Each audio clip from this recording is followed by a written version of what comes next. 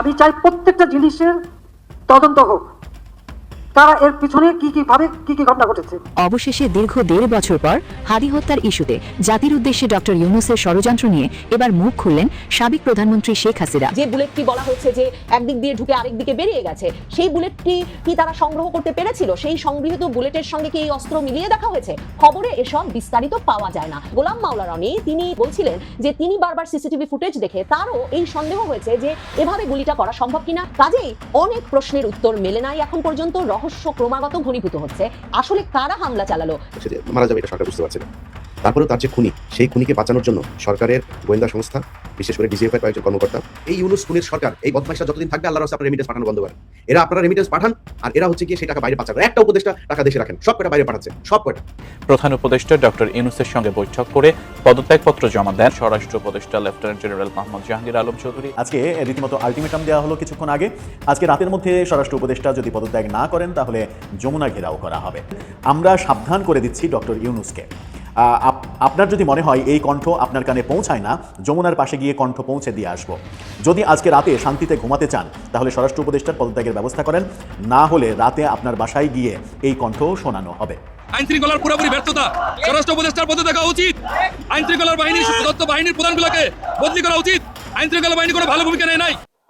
দর্শক, নতুন একটা নিউজ আপনাকে স্বাগতম। প্রিয় দর্শক, বাংলাদেশের যে বর্তমান রাজনৈতিক প্রেক্ষাপট এবং যে পরিস্থিতির সৃষ্টি হয়েছে তারই আলোকে আপনাদের সামনে কয়েকটা গুরুত্বপূর্ণ খবর নিয়ে হাজির হয়েছি, যার কিছুটা অংশবিশেষ ইতিমধ্যে ভিডিও শুরুতেই দেখেছেন।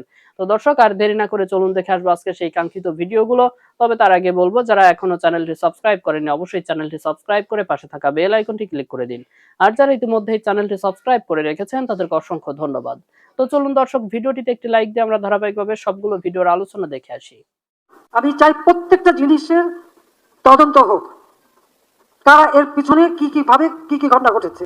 অবশেষে দীর্ঘ 1.5 বছর পর হাদি হত্যার ইস্যুতে জাতির উদ্দেশ্যে ডক্টর ইউনূসের ষড়যন্ত্র নিয়ে এবার মুখ খুললেন সাবেক প্রধানমন্ত্রী শেখ হাসিনা।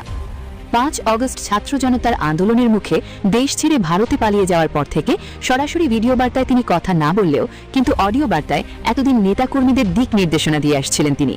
এরপর সম্প্রতি আন্তর্জাতিক ট্রাইব্যুনালে মানবতা বিরোধী অপরাধের দায়ে শেখ হাসিনার ফাঁসির রায় দেয় ট্রাইব্যুনাল। এরপর থেকে শেখ হাসিনার বিতর্কিত ফাঁসির রায়কে ক্যাঙ্গারু কোর্টের রায় বলে মন্তব্য করে বেশিরভাগ নেটিজেনরা। কিন্তু এবার হাদি হত্যার ইস্যুতে আওয়ামী লীগ নিয়ে একের পর এক বড় ধরনের ষড়যন্ত্র হচ্ছে। সাধারণ মানুষকে দেওয়া হচ্ছে আওয়ামী লীগকে নিয়ে ভুল মেসেজ।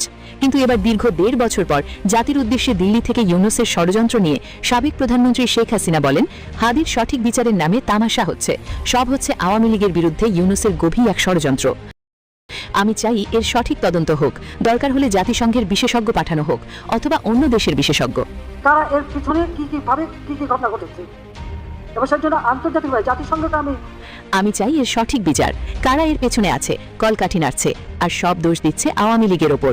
এছাড়াও শেখ হাসিনা আরও বলেন, এই দেশে জঙ্গিরা আস্তানা গেড়েছে, তাই দেশবাসীকে সজাগ থাকার আহ্বান জানান তিনি। এত জঙ্গিবাদী হিসেবে আন্ডারগ্রাউন্ডে যে আবার ধ্বংস করার চেষ্টা করবে, সেখানে ওই জঙ্গি সংগঠন হিসেবে এদেরকে মোকাবেলা করা এবং মানুষকে রক্ষা করার চেষ্টা সকলকে মিলে করতে হবে। বাংলার মাটিতে জঙ্গির ঠাঁই হবে না। তো সবাইকে সজাগ থাকতে হবে। আমি দেশবাসীকে সেই সজাগ থাকতে চাই, তাদের আমি সহযোগিতা চাই। যে বুলেটটি বলা হয়েছে যে একদিক দিয়ে ঢুকে আরেক দিকে বেরিয়ে গেছে, সেই বুলেটটি কি তারা সংগ্রহ করতে পেরেছিল? সেই সংগৃহীত বুলেটের সঙ্গে কি এই অস্ত্র মিলিয়ে দেখা হয়েছে? খবরে এসব বিস্তারিত পাওয়া যায় না। কটি গুলি করা হয়েছিল ওসমান হাদিকে সেটাও জানা যায় না। এমনকি অনেকে এখন এই প্রশ্নও তুলছেন যে সিসিটিভি ফুটেজ দেখে যারা এসবে অভিজ্ঞ তারা প্রশ্ন তুলছেন যে সিসিটিভি ফুটেজে চলন্ত রিকশায় থাকা হাদির পাশ দিয়ে চলন্ত মোটরসাইকেল দিয়ে যেদিক দিয়ে এই হত্যা প্রচেষ্টাকারীরা যাচ্ছেন বলে দেখা যাচ্ছে সিসিটিভিতে, তাতে সেখান থেকে ফয়সাল গুলি করলে সেই গুলি হাদির মাথার যেদিকে লেগেছে সেদিকে লাগবার কথা কিনা। এমনকি আমি দেখছিলাম গোলাম মাওলা রনি তিনি তার ছাত্র জীবনে তার একই মিছিলে থাকা ব্যক্তির গুলিবিদ্ধ হওয়ার ঘটনা বর্ণনা করে এমন বলছিলেন যে তিনি বারবার সিসিটিভি ফুটেজ দেখে তারও এই সন্দেহ হয়েছে যে এভাবে গুলিটা করা সম্ভব কিনা। সামাজিক যোগাযোগ মাধ্যমে অনেকেই প্রশ্ন তুলছেন। এমনকি হাদির শুভাকাঙ্ক্ষী অত্যন্ত ঘনিষ্ঠজন পিনাকি ভট্টাচার্য তিনি কিন্তু হাদির ওপর হামলার প্রথম দিনে এই প্রশ্ন করেছিলেন যে তিনি নিজে একজন অত্যন্ত দক্ষ শুটার, কিন্তু তিনি বুঝে পাচ্ছেন না যে কি করে চলন্ত মোটরসাইকেল থেকে চলন্ত রিকশায় হাদিকে গুলি করে এমন নিখুঁত নিশানায় গুলি করা সম্ভব। বাংলাদেশে ওসমান হাদির ওপর গুলির ঘটনার পর 1 সপ্তাহ পার হলো। গত শুক্রবার ওসমান হাদিকে দিনে দুপুরে প্রকাশ্যে জুম্মার নামাজের পর তিনি রিকশা দিয়ে যখন যাচ্ছিলেন, তখন বিজয়নগরের বক্স কালভার্ট এলাকায় মোটরসাইকেল আরোহী দুজন যুবক এসে একজন যুবক তার দিকে গুলি ছোড়েন। ওসমান হাদি গুলিবিদ্ধ হওয়ার কিছুক্ষণের মধ্যেই সরকারের একজন উপদেষ্টা, প্রভাবশালী উপদেষ্টা, সংস্কৃতি উপদেষ্টা মোস্তফা সরোয়ার ফারুকী স্ট্যাটাস দিয়ে বলেন যে ওসমান হাদিকে একটা ভারতীয় নাম্বার থেকে বহুবার হুমকি দেওয়া হয়েছিল। আজকের হামলা সেই উদ্বেগকেই আরো স্পষ্ট করে দিল। মোস্তফা সরোয়ার ফারুকী অবশ্য তার ফেসবুক স্ট্যাটাসে জানান না যে কিভাবে তিনি জানলেন যে একটা সুনির্দিষ্ট ভারতীয় নম্বর থেকেই ওসমান হাদিকে বারবার ফোন করে হুমকি দেওয়া হচ্ছিল, এবং সরকার কেন এখন সেই নাম্বারটি, মানে যদি উপদেষ্টা জেনে থাকেন, তিনি কি বাংলাদেশের আইন শৃঙ্খলা রক্ষাকারী বাহিনীকে জানিয়েছিলেন যে এ বিষয়ে গুরুত্বের সঙ্গে ব্যবস্থা নিতে হবে?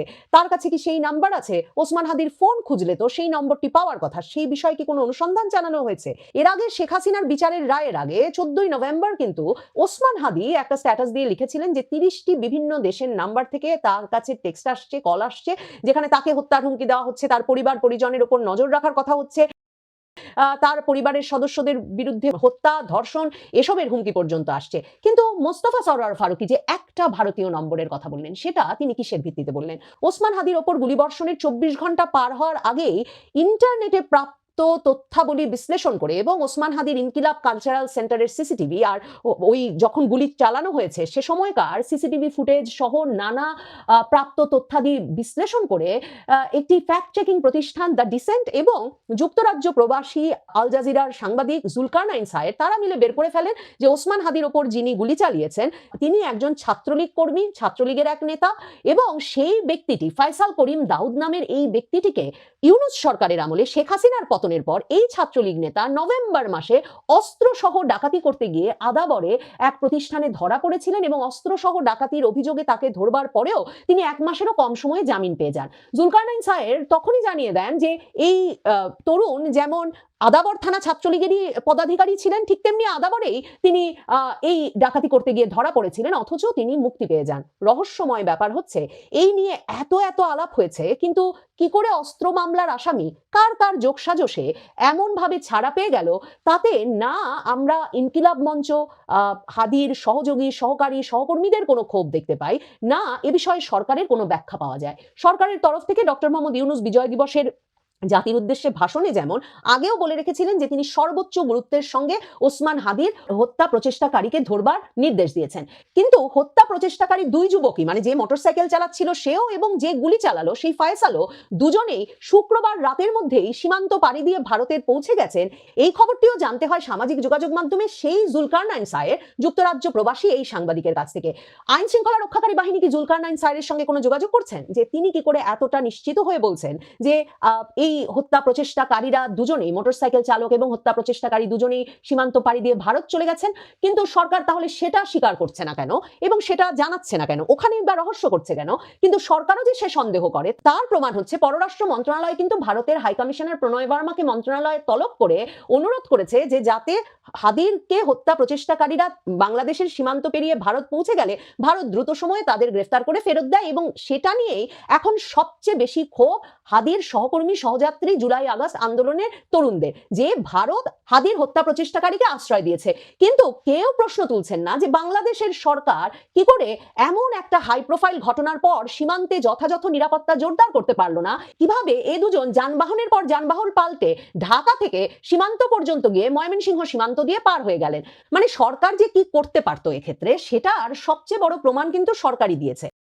যখন জানা গেল, একেবারে নিশ্চিত করে জুলকারনাইন সায়ের বলছেন যে তিনি নিশ্চিত, তিনি একেবারে শতভাগ নিশ্চিত যে হত্যা প্রচেষ্টাকারী দুজনই ভারত পালিয়ে গেছেন, তখন সরকার অবৈধ পথে ভারতে পালিয়ে যেতে সহায়তার অভিযোগে দুজনকে গ্রেফতার করেছেন। এ দুজন রীতিমতো হালুয়াঘাট, ধোবাউড়া, শেরপুর এলাকায় সীমান্ত দিয়ে অবৈধ পথে লোকজন এবং মালামাল পারাপারের সিন্ডিকেটটা নিয়ন্ত্রণ করে সেই অভিযোগে, মানে পুলিশের কাছে তার মানে এখন রীতিমতো খবর আছে যে ওই সীমান্ত দিয়েই পাড়ি দিয়েছে, কিন্তু সরকার এখনো স্বীকার করছে না যে হাদির হত্যা প্রচেষ্টাকারীরা পালিয়ে গেছে, যে কারণে পুলিশ কিনা হালুয়াঘাট, ধোবাউড়া, শেরপুর এলাকার সীমান্ত দিয়ে যারা পারাপার করেন সবসময় এবং যারা ওই সিন্ডিকেট নিয়ন্ত্রণ করেন ওই দুজনকে গ্রেফতার করে এনেছে।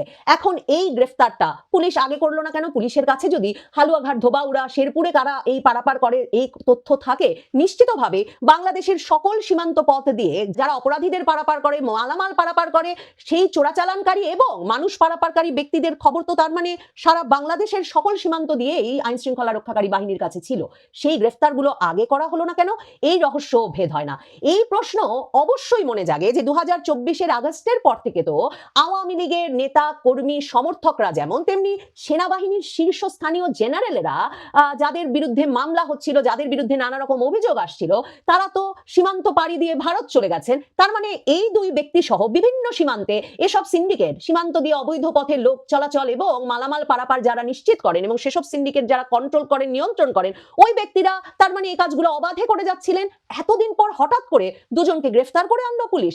এই প্রশ্নগুলোর উত্তর তো সরকারকে গুরুত্বের সঙ্গে দিতে হবে। আইন শৃঙ্খলা বাহিনী কি যথাযথ তদন্ত করছে, নাকি একটা রোমহর্ষক গল্প তৈরির চেষ্টা করছে? মানে আমরা প্রতিদিন খবর পাচ্ছি পুলিশ হাদির ওপর হামলাকারী এই ফাইসালের স্ত্রী, শ্যালক, বান্ধবী সকলকে গ্রেফতার করে ফেলেছে। যেই রেন্টেকারের ব্যবসায়ী তাকে গাড়ি দিয়েছে তাকে গ্রেফতার করা হয়েছে, সকলকে গ্রেফতার করে ফেলেছে, সকলকে রিমান্ডে নিয়ে নিয়েছে। কিন্তু ওই যে ফাইসাল যে কিনা এই হত্যা প্রচেষ্টা চালালো এবং তার মোটরসাইকেল চালক, এ দুজনকে পালিয়ে যেতে সাহায্য করেছে। এখন পুলিশের কাছ থেকে আমরা নানা রকম রোমহর্ষক গল্প শুনছি, মানে গল্পের মধ্যে অনেক রসালো এলিমেন্ট যুক্ত হচ্ছে। যেমন ধরেন প্রতিদিন খবর উঠছে প্রেমিকাকে সঙ্গে নিয়ে হাদিকে খুনের ছক কষেন শুটার ফয়সাল। সেখানে আমরা জানতে পারি যে তার প্রেমিকা মারিয়া আক্তার লিমাকে নিয়ে ফয়সাল করিম ওরফে দাউদ খান একটা রিসর্টে বসে কিভাবে খুন করবেন এই পরিকল্পনা করেন। সাভারের ওই রিসর্টে গিয়েও তদন্ত চালিয়ে এসেছে গোয়েন্দা বাহিনী।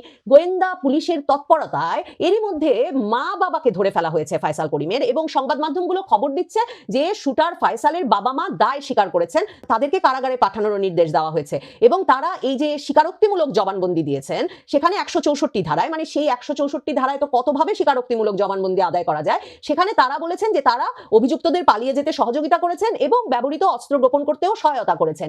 এবং রীতিমতো পুলিশ দাবি করছে যে ফয়সালের ব্যবহৃত গুলি এবং ম্যাগাজিন নাকি সে উপর থেকে, বোনের বাসার উপর থেকে নিচে ফেলে দিয়েছিল এবং পুলিশ 2-3 দিন পরে, মানে কয়েকদিন বাদে বোনের বাসা পর্যন্ত হাজির হয়ে তখনও সেখানে গুলি আর ম্যাগাজিন খুঁজে পেয়েছে। অন্যদিকে আবার ব্যবহৃত অস্ত্র খুঁজে পেয়েছে নরসিংদীর এক বিলে। এখন পুলিশ এই সূত্রগুলো মিলিয়ে আমাদের বলছে না যে ওসমান হাদির মাথা থেকে কি বুলেট বের করা গেছে, বা যে বুলেটটি বলা হয়েছে যে একদিক দিয়ে ঢুকে আরেক দিকে বেরিয়ে গেছে, সেই বুলেটটি কি তারা সংগ্রহ করতে পেরেছিল, সেই সংগৃহীত বুলেটের সঙ্গে কি এই অস্ত্র মিলিয়ে দেখা হয়েছে? খবরে এসব বিস্তারিত পাওয়া যায় না।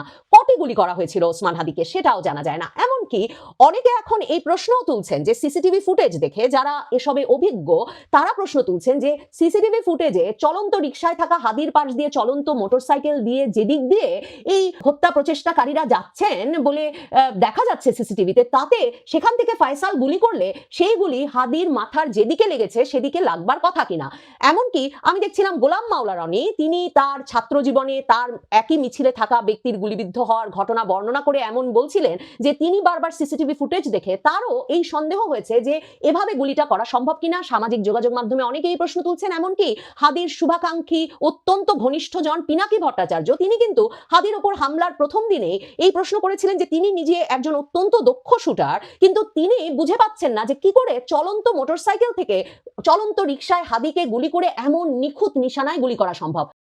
এখন প্রফেশনাল শুটারের প্রশ্ন এসেছে। প্রফেশনাল শুটারদেরকে ষড়যন্ত্রকারীরা নিয়োগ করছে সে কথা কিন্তু ডক্টর মোহাম্মদ ইউনূস যমুনায় ডেকে 3 রাজনৈতিক দলকে, জামাত, বিএনপি এবং এনসিপি কেও বলেছেন। তাহলে এই ফয়সাল করিম দাউদ কি একজন প্রফেশনাল শুটার? অথচ পত্রিকায় তার যে পরিচয় বেরিয়ে আসছে সেখানে জানা যাচ্ছে যে এই ব্যক্তির একটা আইটি ফার্ম পর্যন্ত ছিল। একজন প্রফেশনাল শুটারের বাবা মা ভাই বোন এরকম আত্মীয় স্বজন পরিবার পরিজন খুঁজে পাওয়া কি এত সহজ হওয়ার কথা? এবং তিনি কি সত্যি এমন একটা হত্যা প্রচেষ্টার পর তার বাবা মায়ের সঙ্গে দেখা করতে যাবেন? মানে যেটা এখন পত্রিকায় পড়ছি যে তারা বলেছেন যে তারপর বাবা মা তাদেরকে পালিয়ে যেতে সাহায্য করেন, এমন ঘটনা কি একজন প্রফেশনাল শুটারের ক্ষেত্রে ঘটবার কথা? আর সবচেয়ে যে রহস্য এখন পর্যন্ত ভেদ হলো না সেটা হচ্ছে হাদিকে যেদিন গুলি করা হলো সেদিনই হাদির ইনকিলাব মঞ্চের সহকর্মীরা বললেন সংবাদ মাধ্যমকে যে যারা গুলি করেছেন তারা কয়েক সপ্তাহ ধরেই হাদির সঙ্গে নির্বাচনী প্রচারে অংশ নিচ্ছিলেন এবং তারা সবসময় মাস্ক পরে থাকতেন, কাজেই তারা কেউ তার চেহারা চেনেন না। অথচ যুক্তরাজ্যে বসে এবং সম্ভবত অন্য কোনো দেশে বসেই দ্য ডিসেন্ট ফ্যাক্ট চেকিং প্রতিষ্ঠান আর জুলকারনাইন সাহেব বের করে ফেললেন ইনকিলাব কালচারাল সেন্টারের সিসিটিভি ফুটেজে হাদির একেবারে পাশে বসে আছেন এই ফয়সাল, যিনি কিনা একজন ছাত্রলীগ নেতা। কাজেই অনেক প্রশ্নের উত্তর মেলে নাই এখন পর্যন্ত, রহস্য ক্রমাগত ঘনীভূত হচ্ছে। আসলে কারা হামলা চালালো, তাদের এই হামলাটি কি শুধুই হাদিকে লক্ষ্য করে, নাকি যেমনটা আশঙ্কা করা যাচ্ছে এমন অনেক তরুণ নেতার উপরেই এমন হামলার ঘটনা ঘটতে যাচ্ছে? আজকে রীতিমতো আলটিমেটাম দেওয়া হলো কিছুক্ষণ আগে। আজকে রাতের মধ্যে স্বরাষ্ট্র উপদেষ্টা যদি পদত্যাগ না করেন তাহলে যমুনা ঘেরাও করা হবে। এবং আলটিমেটামটা কারা দিল? সরকারের খুব কাছের মিত্র হিসেবে আমরা যাদেরকে চিনি, সেই এনসিপিরই ছাত্র সংগঠন জাতীয় ছাত্র শক্তি। শাহবাগে এই আলটিমেটাম দেওয়া হয়েছে। তার মানে কি মধ্যরাতের পরে এই ভিডিওটা যখন করছি তার কয়েক ঘন্টা পরে দেশের পরিস্থিতি আবার উত্তপ্ত হতে চলেছে, যখন আমরা জানি যে যমুনা সহ বিভিন্ন সেন্সিটিভ জায়গায় কোনো ধরনের সভা সমাবেশ করা নিষিদ্ধ, তখন কি যমুনা ঘেরাও করতে গেলে একটা অনাকাঙ্ক্ষিত পরিস্থিতির জন্ম নেবে? কোন দিকে যাচ্ছে পরিস্থিতি? দর্শক, বলছিলাম স্বরাষ্ট্র উপদেষ্টাকে নিয়ে নানা ধরনের কথা হচ্ছে, তাকে পদত্যাগ করতেই হবে এই দাবিও জানানো হচ্ছে। প্রথম আলো নিশ্চিত করছে, তাদের শিরোনামটা দেখলেই বুঝতে পারবেন। তারা বলছে রাতের মধ্যে স্বরাষ্ট্র উপদেষ্টা পদত্যাগ না করলে যমুনার সামনে অবস্থান নেবে ছাত্র শক্তি। ছাত্র শক্তি কারা আমরা তো জানি। শাহবাগে এই দাবি জানানো হয়েছে। সেখানে বলা হচ্ছে যে স্বরাষ্ট্র উপদেষ্টা জাহাঙ্গীর আলম আজ বৃহস্পতিবার রাতের মধ্যে পদত্যাগ না করলে যমুনার সামনে অবস্থান নেওয়ার হুঁশিয়ারি দেওয়া হয়েছে। রাজধানীর শাহবাগে এক সমাবেশে এই আলটিমেটাম দেওয়া হয়। প্রধান উপদেষ্টাকে লক্ষ্য করে ছাত্র শক্তির সভাপতি জাহিদ হাসান তিনি বলেছেন, আমরা সাবধান করে দিচ্ছি ডক্টর ইউনূসকে। আপনার যদি মনে হয় এই কণ্ঠ আপনার কানে পৌঁছায় না, যমুনার পাশে গিয়ে কণ্ঠ পৌঁছে দিয়ে আসব। যদি আজকে রাতে শান্তিতে ঘুমাতে চান তাহলে স্বরাষ্ট্র উপদেষ্টার পদত্যাগের ব্যবস্থা করেন, না হলে রাতে আপনার বাসায় গিয়ে এই কণ্ঠ শোনানো হবে। রীতিমতো হুঙ্কার দিয়েছেন, আলটিমেটাম দিচ্ছেন, ভয়ঙ্কর কথা বলছেন। কি করা হয়েছে আজকে একটু দেখে নিন। স্বরাষ্ট্র উপদেষ্টার কুশপুত্তলিকাও ওখানে দাহ করা হয়েছে, সেই ছবিটাও একটু দেখে নিতে পারেন। সেখানে বলা হচ্ছে আইনশৃঙ্খলা পরিস্থিতির অবনতির কারণে হাদির উপরে হামলা হয়েছে এবং বিপ্লবীদের অনেকে হত্যাকাণ্ডের শিকার হয়েছেন অভিযোগ করে ছাত্রশক্তির সভাপতি বলেছেন, এনসিপি নেত্রী জান্নাতারা রুমি আজ মৃত্যুর কোলে ঢলে পড়েছেন। তাকে দীর্ঘদিন ধরে সাইবার বুলিং করা হচ্ছিল, থানায় জিডি করে কোনো প্রতিকার পাননি। একই সঙ্গে এর আগে গাজীপুরে বৈষম্যবিরোধী ছাত্র আন্দোলনের যারা নিহত হয়েছেন এই আইনশৃঙ্খলা অবনতির কারণেই হয়েছে। এই সব কিছুর জন্য স্বরাষ্ট্র উপদেষ্টাকে পদত্যাগ করতে হবে। ছাত্রশক্তির এই নেতা বলেন, আলু আর পেঁয়াজের দামের জন্য স্বরাষ্ট্র উপদেষ্টার দরকার নেই, বাণিজ্য ও কৃষি উপদেষ্টা আছেন। একজন মানুষ যার সঙ্গে সেন্স নেই, যার কোনো সেন্স নেই, নিরাপত্তা নিয়ে কোনো চেষ্টা নেই, তার মতো স্বরাষ্ট্র উপদেষ্টা অন্তর্বর্তী সরকারের দরকার নেই। তার কি বোধহয় জানা নেই যে স্বরাষ্ট্র উপদেষ্টা তিনি কৃষি উপদেষ্টা সহ তিনি কৃষি মন্ত্রণালয়েরও দায়িত্বে। সুতরাং ওইটা আলু পেঁয়াজের দামের কথা বলাটা স্বরাষ্ট্র উপদেষ্টার কাজ না। এই তথ্যে বোধহয় একটু গড়মিল আছে, কারণ তিনি কৃষি উপদেষ্টার দায়িত্ব যখন পালন করছেন তখন ওটাও তার কনসার্ন। ছাত্রশক্তির ঢাকা বিভাগের সাংগঠনিক সম্পাদক শ্যামলী সুলতানা জেদনি তিনি বলেছেন, স্বরাষ্ট্র উপদেষ্টা জাহাঙ্গীর আলম পদত্যাগ না করলে আমরা রাজপথ ছাড়ব না। প্রয়োজনে আওয়ামী লীগকে নিষিদ্ধ ঘোষণার জন্য যেভাবে প্রধান উপদেষ্টার বাসভবন যমুনা ঘেরাও করেছি, আজকেও সেভাবে যমুনা ঘেরাও করব। সমাবেশে বিভিন্ন ধরনের স্লোগান দেওয়া হয়। অর্থাৎ এর আগে মে মাসে আমরা দেখেছি যে আওয়ামী লীগের কার্যক্রম নিষিদ্ধ করার যে ব্যাপার ছিল, তখন যমুনার সামনে এনসিপির সমাবেশ দেখেছি। সেই সমাবেশ নিয়ে নানা ধরনের বিতর্কও হয়েছে। সেখানে শীতল পানির বৃষ্টির ব্যাপার আমরা দেখেছি। এক ধরনের সেই সমাবেশকে যমুনা আমন্ত্রণ জানিয়েছিল, কিন্তু এবার যমুনা বোধহয় আমন্ত্রণ জানাতে পারবে না কিংবা এই অবস্থানের পক্ষে থাকতে পারবে না। সিদ্ধান্ত বল এখন প্রধান উপদেষ্টার কোর্টে। তিনি কি করবেন? তিনি কি এই আলটিমেটাম মেনে নিয়ে স্বরাষ্ট্র উপদেষ্টাকে তার দায়িত্ব থেকে সরিয়ে দেবেন, নাকি একেবারেই তিনি পদত্যাগ করবেন? দায়িত্ব থেকে সরিয়ে দিয়ে অন্য কাউকে কি দায়িত্ব দেবেন তিনি? এই প্রশ্নটা উঠছে যখন আলটিমেটামটা দেয়া হলো যে বেশি সময় নয়, কিন্তু আজকে রাতের মধ্যে যদি পদত্যাগ না করেন তাহলে যমুনার সামনে রাতেই তারা গিয়ে প্রধান উপদেষ্টাকে এই হুঙ্কার শোনাতে চান। যদিও এই সমাবেশে পুলিশের কোনো বাধা দেওয়ার ঘটনা আমরা শুনিনি, গণমাধ্যমে সেরকম কোনো খবর আসেনি। যমুনায় যেতে চাইলে সেখানে কি পুলিশ বাধা দেবে, নাকি যমুনাতে তাদেরকে যেতে দেওয়া হবে? অনেক প্রশ্ন। সামনে সমাধান কোনটা? কোন পথে এগোচ্ছে দেশ? আর এই যে সংকট তৈরি হচ্ছে, একটা অস্থিরতার দিকে যাচ্ছে, এই অস্থিরতার ফলে এতে কি নির্বাচন ক্ষতিগ্রস্ত হবে? বিএনপির ব্যাপারে বলা হচ্ছে তারেক রহমানের না ফেরার নানা ধরনের পরিবেশ তৈরি করার জন্য নানা কিছু করা হচ্ছে। সেরকম পরিবেশের দিকে কি যাচ্ছে? আদতে ঘটনা কোন দিকে যাচ্ছে? দর্শক দেখলেন আজকের সবগুলো ভিডিও। আর এই ভিডিওগুলো সম্পর্কিত যদি কোনো তথ্য বা মতামত থাকে তাহলে তো অবশ্যই কমেন্ট করে জানিয়ে দিন। এতক্ষণ সাথে থাকার জন্য ধন্যবাদ। নিউজটি শেষ করছে এখানেই, ফিরছে আগামী ভিডিওতে নতুন কোনো টপিক নিয়ে। আল্লাহ হাফেজ।